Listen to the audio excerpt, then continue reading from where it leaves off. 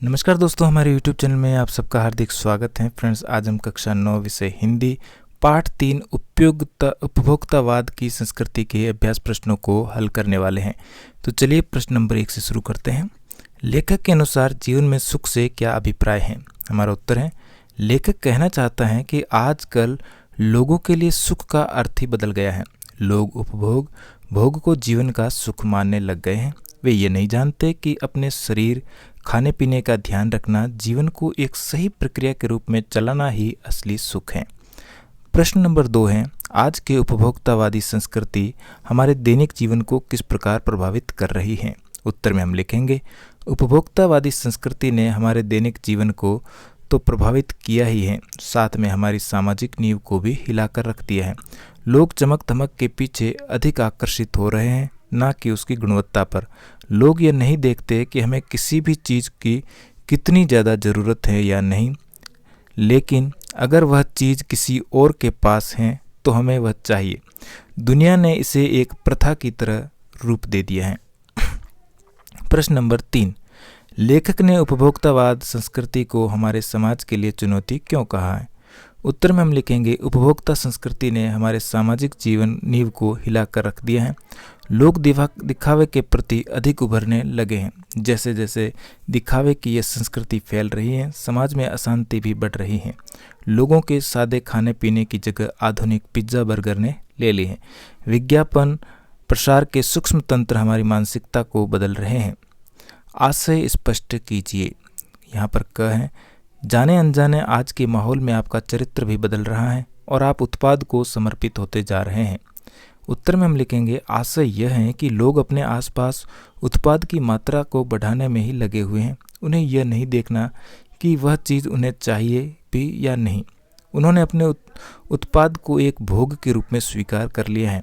ऐसा करते करते वह यह भूल गए कि उनके हाव भाव, उनके चरित्र में बदलाव आ गए हैं और वे उत्पाद के पीछे समर्पित होते जा रहे हैं। फ्रेंड्स, आगे बढ़े उससे पहले आपसे रिक्वेस्ट रहेगी कि अगर आपने मेरे चैनल को अभी तक सब्सक्राइब नहीं किया है तो चैनल को सब्सक्राइब करके बेल आइकन को प्रेस करें ताकि मेरे आने वाले सारे वीडियो आप तक आसानी से पहुंच सके। तो चलिए कंटिन्यू करते हैं। ख से, प्रतिष्ठा के अनेक रूप होते हैं, चाहे वे हास्यास्पद ही क्यों न हो। इसका उत्तर हम लिखेंगे, आशय, सामाजिक प्रतिष्ठा अनेक तरह की होती है। प्रतिष्ठा के कई रूप तो बिल्कुल विचित्र होते हैं। उनके कारण हम हंसी के पात्र बन जाते हैं।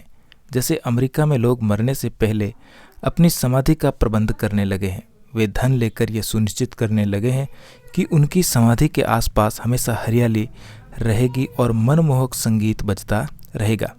रचना और अभिव्यक्ति में 5वां प्रश्न है, कोई वस्तु हमारे लिए उपयोगी हो या न हो, लेकिन टीवी पर विज्ञापन देखकर हम उसे खरीदने के लिए अवश्य लालायित होते हैं, क्यों?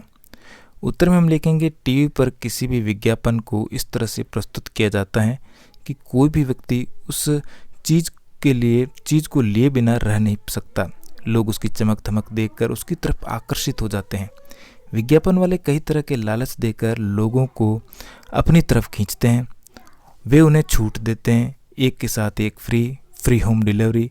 वे उनके मन और दिमाग पर वार करते हैं। फिर वे यह नहीं देखते कि उनके लिए वस्तु उपयोगी है या नहीं। उनके मन में बस यह होता है कि उन्हें यह चीज़ चाहिए। प्रश्न नंबर 6, आपके अनुसार वस्तुओं को खरीदने के आधार पर वस्तु की गुणवत्ता होनी चाहिए या उसका विज्ञापन? तर्क देकर स्पष्ट कीजिए। उत्तर में हम लिखेंगे, हमारे अनुसार वस्तुओं को खरीदने का आधार वस्तु की गुणवत्ता ही होनी चाहिए, क्योंकि अगर सिर्फ विज्ञापन की ओर आकर्षित होते हुए ही हम वस्तु ले लें तो ना तो यह हमारे काम की आती हैं और यह भी पता नहीं होता कि यह वस्तु कितने दिन तक चलेगी। प्रश्न नंबर 7, पाठ के आधार पर आज के उपभोक्तावादी युग में पनप रही दिखावे की संस्कृति पर विचार व्यक्त कीजिए। उत्तर में हम लिखेंगे, पाठ के आधार पर आज के उपभोक्तावादी युग में पनप रही दिखावे की संस्कृति से अभिप्राय यह है कि आज सभी को एक दूसरे से अच्छा दिखना है। अगर हमारे किसी पड़ोसी के पास गाड़ी है तो हमारे पास भी होनी चाहिए। बाइक है तो हमारे पास क्यों नहीं है? किसी को इस बात से कोई फ़र्क नहीं पड़ता कि हमें उस चीज़ की ज़रूरत भी है या नहीं, लेकिन हमें बस दिखावा करना है। चाहे वह चीज़ खरीदने के लिए हमारे पास पैसे भी ना हो, लेकिन उधार लेकर यह दिखावा हमें पूरा करना है। उपभोक्ता संस्कृति ने सामाजिक नींव को हिलाकर रख दिया है। प्रश्न नंबर 8, आज की उपभोक्ता संस्कृति हमारे रीति रिवाजों और त्योहारों को किस तरह प्रभावित कर रही है? अपने अनुभव के आधार पर एक अनुच्छेद लिखिए। उत्तर में हम लिखेंगे, आज की उपभोक्तावादी संस्कृति ने रीति रिवाजों और त्योहारों को बुरी तरह से प्रभावित किया है। कई जगह तो ऐसी हैं जहां न कोई त्यौहार मनाने में रुचि रखता है, न कोई व्रत रखने में। साड़ी, लहंगे, सूट की जगह जींस, स्कर्ट और टॉप ने ले ली है। पहनावे की संस्कृति को बिल्कुल ख़त्म कर दिया गया है। ऐसे में जहां लोग अपने बड़े बूढ़ों का कोई आदर सम्मान ही नहीं करते, तो उनके द्वारा बनाए गए रीति रिवाजों को तो कौन आगे बढ़ाएगा? भाषा अध्ययन में हमारा नवा प्रश्न है, धीरे धीरे सब कुछ बदल रहा है। इस वाक्य में बदल रहा है क्रिया है। यह क्रिया कैसे हो रही है? धीरे धीरे। अतः यहाँ धीरे धीरे क्रिया विशेषण है जो शब्द क्रिया की विशेषता बताता है। क्रिया विशेषण कहलाते हैं। जहाँ वाक्य में हमें पता चलता है कि क्रिया कैसे, कितनी और कहाँ हो रही है, वहाँ यह शब्द क्रिया विशेषण कहलाता है। अब ऊपर दिए गए उदाहरण को ध्यान में रखते हुए क्रिया विशेषण से युक्त लगभग 5 वाक्यों को छांटकर लिखिए। तो यहाँ पर हम उत्तर लिखेंगे। पहले क में 5 वाक्य। पहला, राम आराम से चल रहा था। सोहन ने काम जल्दी जल्दी खत्म किया। राजू ने सारा काम ढोलू के घर किया। और चौथा, तुमने यह काम बहुत अच्छे से किया। 5वां, रोहन कल रात से पढ़ाई कर रहा है। अब अगला प्रश्न है ख, धीरे धीरे, जोर से, लगातार, हमेशा, आजकल, कम, ज़्यादा, यहाँ, उधर, बाहर, इन क्रिया विशेषणों शब्दों का प्रयोग करते हुए वाक्य बनाइए। तो ख में हमारा उत्तर होगा, ख में हम लिखेंगे पहला, हवा धीरे धीरे चल रही है। दूसरा, रोहन ने सोहन को बहुत जोर से मारा। तीसरा, कल से लगातार बारिश हो रही है। चौथा, मैं हमेशा शाम को किले पर जाता हूँ। 5वां, आजकल सभी समय से कॉलेज आ जाते हैं। 6ठा, तुमने कम चाय पी। 7वां, उसने मुझे ज़्यादा रसगुल्ले खिलाए।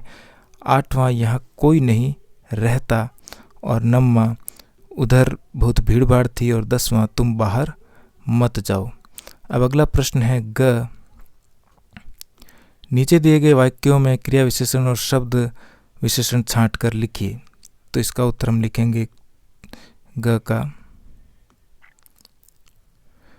क्रिया विशेषण और विशेषण छांट कर लिखने हैं। तो क्रिया विशेषण में लिखेंगे निरंतर, मुंह में पानी, भूख। और विशेषण में लिखेंगे कल रात, पके आम, हल्की खुशबू, उतना, जितना। इसके अलावा आजकल और भरा। क्रिया विशेषण में आजकल और विशेषण में भरा। अब अगला प्रश्न है पाठ्येतर सक्रियता में 10वां प्रश्न, दूरदर्शन पर दिखाए जाने वाले विज्ञापनों का बच्चों पर बढ़ता प्रभाव। विषय पर अध्यापक और विद्यार्थी के बीच हुए वार्तालाप को संवाद शैली में लिखिए। उत्तर में हम लिखेंगे अध्यापक, बच्चों तुम सब कैसे हो? विद्यार्थी कहेंगे मैम हम सब ठीक हैं। अगला, अध्यापक, आज हम सब दूरदर्शन पर दिखाए जाने वाले विज्ञापनों के बारे में बात करेंगे। विद्यार्थी, मैम मुझे टीवी पर नए नए विज्ञापन देखना पसंद है। अध्यापिका कहेगी, अरुण तुम बताओ तुम्हें किस तरह के विज्ञापन देखना पसंद है? अरुण कहेगा, मैम बाइक से जुड़े जो भी नए नए विज्ञापन दिखाए जाते हैं, मैं बस उन्हीं से जुड़ी जानकारी लेता हूँ। अध्यापिका कहती हैं, रश्मि तुम बताओ? मैम मुझे नए सुंदरता से जुड़े उत्पादों को देखना पसंद है। अध्यापिका फिर कहती हैं, अच्छा सभी बच्चे अपने पसंदीदा विज्ञापनों के बारे में अपनी कॉपी पर लिखो। अध्यापिका रवि को कहते हैं कि रवि अपना पसंदीदा विज्ञापन देखने के बाद तुम क्या अनुभव करते हो, इस बारे में अपने विचार व्यक्त करो। रवि कहता है कि मैम मुझे ऐसा प्रतीत होता है कि मैं वह चीज़ अपने घर ले आऊँ। कई बार जब पापा वह चीज़ ना ला कर दें तो मैं जिद पकड़ लेता हूँ और वह चीज़ लेकर ही मानता हूँ। अध्यापिका कहती है, राहुल तुम बताओ? राहुल कहता है, मैम मैं भी। अध्यापिका कहती है, अविनाश तुम? अविनाश कहता है, नहीं मैम, पहले यह देखता हूँ कि मेरे लिए वह ज़रूरी चीज़ है या नहीं, फिर उसे खरीदता हूँ। सभी बच्चों से बात करने के बाद अध्यापिका को पता चलता है कि दूरदर्शन पर दिखाए जाने वाले विज्ञापन बच्चों को अपनी ओर आकर्षित करते हैं। वे इस तरह उनके मन पर हावी हो जाते हैं और उन्हें लेकर ही मानते हैं।